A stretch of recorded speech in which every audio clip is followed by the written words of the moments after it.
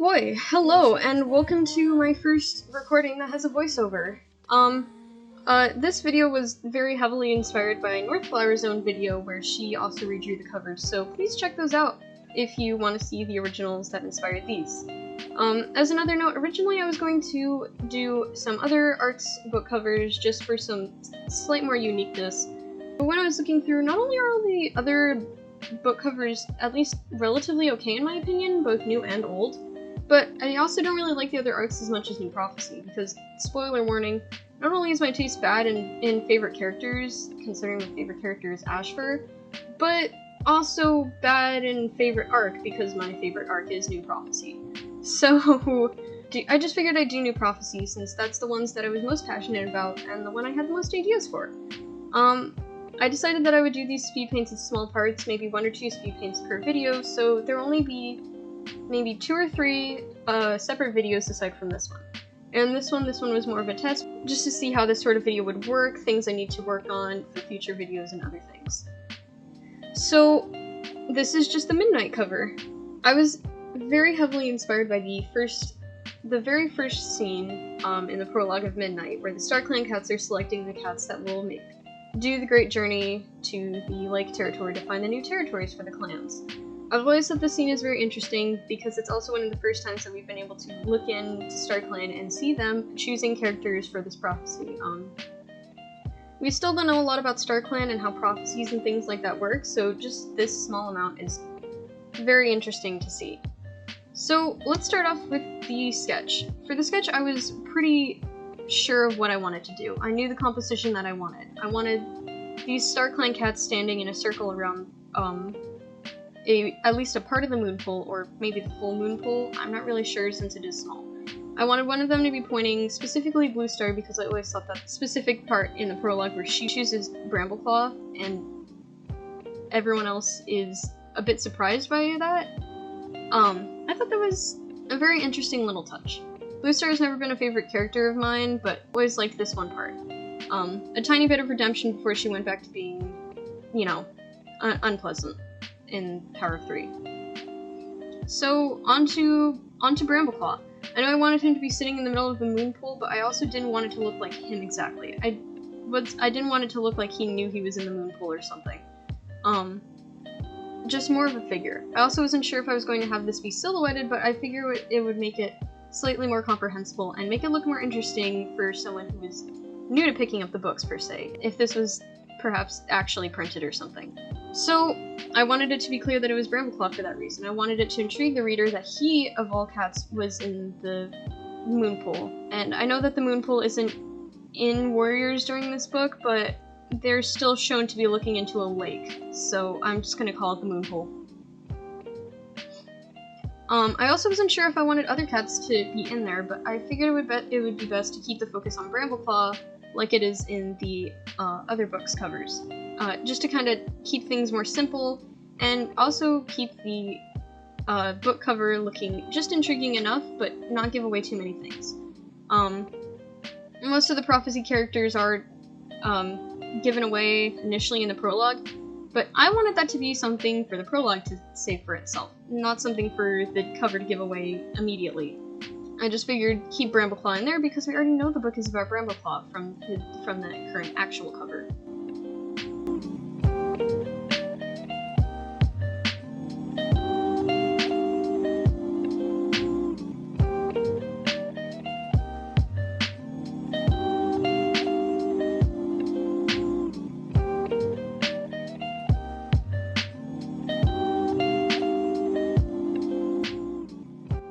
Now, you might notice that there is, in fact, gold being put on Brambleclaw. Whenever I share my Brambleclaw design, people seem to freak out a little bit and not understand quite what I'm doing there.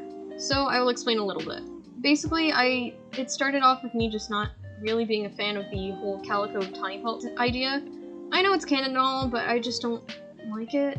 She doesn't resemble any of her parents or grandparents or anything, at least not that I know of. And honestly, it just looked strange. Especially because she's the one that ends up getting bullied for being like a Tiger Star, which is why she leaves. So, as a bit of a result, I ended up just kind of over time changing her design to look like a mix of Tiger Star and Golden Flower, and then Bramble Claw also ended up getting that sort of change so that they were twins. I just thought that would be a nice little thing to kind of keep them connected, especially because eventually one of them, you know, leaves ThunderClan and they're a whole clan apart, and I just think it would be nice to keep that small bit of closeness through their, like, appearance. Obviously, they both still have amber eyes, because I wanted to keep that, because that is, you know, the main reason why Fireheart is so afraid of them. And with Bramble-Claw done, we move on to coloring in the StarClan cats. I already had these figured out by the time I was lining them. So, from left to right and top to bottom, we have Spotted Leaf, Night Star / Night Fur, Blue Star, Oakheart, and then on the bottom left, we have Swiftpaw, and on the bottom right, we have Jake and Tallstar sitting together.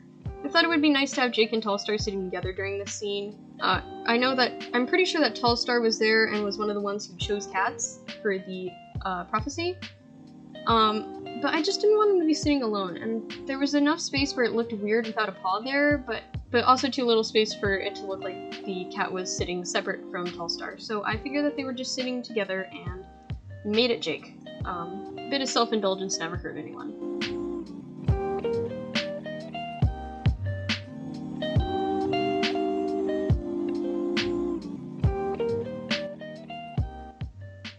And now we're at shading. Shading was very fun, especially for the StarClan cats. I wanted them to look ghostly, but not super duper ghostly, and I also didn't want to change their opacity a lot. They have small details such as stars in their fur that are just barely visible, and that's really all I wanted to give them aside from white outlines, which we'll add later on.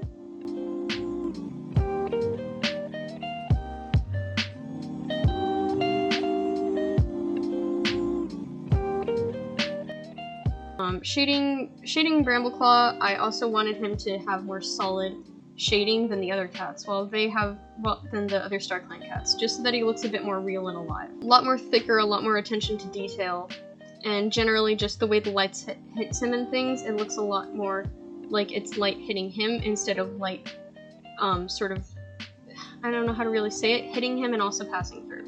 In general, just a lot more texture and things were used, and I also wanted it to look like the glow of the stars and the StarClan cats was slightly reflecting off of them. I also knew right off the bat that I wanted his eyes to glow, and I wanted it to kind of make him look a bit more like a StarClan version of him than the actual thing. Similar to how leaders have the holograms of them that grow stronger every time they lose a life.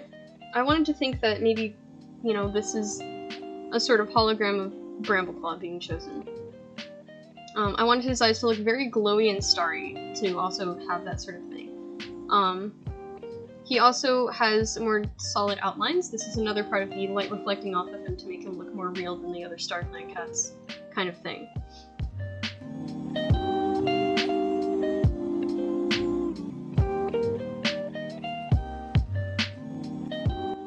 The stars were super duper fun to do. I really like doing night skies, and it always makes me very happy to be able to do them because of just this sheer randomness and asymmetry that you can give stars.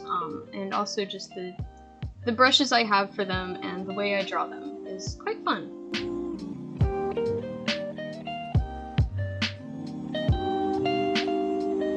The other thing I'm very proud of in this piece is the ripples in the water. They looked really, really good in the end. This is my first time ever doing ripples on water, and I'm super proud of how they turned out. A lot of it was just guessing and hoping for the best for this part, and it ended up working out really well. There's also some shading because otherwise it didn't look quite textured. Other thing you might notice is that there is a grid on the ground. This is an intentional thing that I keep in. I've always had canon StarClan as looking vaguely vaporwavy. I'm not sure why, it's just the way I've always read it. I thought it would make it look a little bit more original? I thought it would make it look a bit more original to do. And finally we have the Warriors logo. I wasn't able to really find a good solid logo of it, so I had to kind of get creative there. And it was very, very, very difficult to kind of figure out how I was going to do that, and I'm still not super proud of specifically how that one turned out. But I like it in the end. I think I served this cover justice, in my opinion. And that's all. Thank you for watching, and I hope that you enjoyed this one. There will be more in the future.